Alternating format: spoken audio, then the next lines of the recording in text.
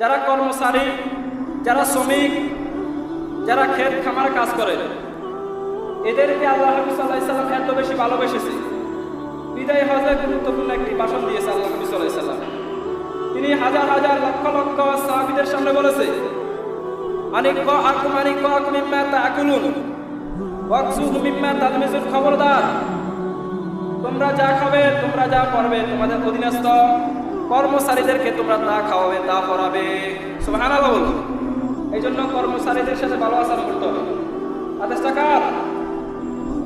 আবার আল্লাহর হাবিব সাল্লাল্লাহু আলাইহি সাল্লাম বলেছে, আতুল আজিরু আজরা ক্বাবলা আন ইয়াজিফ ফারাকাহু, the worker will be paid his wage. আল্লাহ হাবিব সাল্লাল্লাহু আলাইহি সাল্লাম বলেছেন যে শ্রমিকের গায়ের ঘাম শুকানোর আগে, শ্রমিকের গায়ের ঘাম শুকানোর আগে তাদের পারিশ্রমিক প্রদান করবে। সুবহানাল্লাহ। এখন আমরা অনেক মালিক আছি, আমরা শ্রমিকের টাকা মেরে দিই। এরকম লোক এখানে আছে না? নাই, এখানে না থাক, বিভিন্ন জায়গা আছে। আমি দেখেছি যে সারাদিন বদলা দিয়েছে, সারাদিন কষ্টের কাজ করেছে।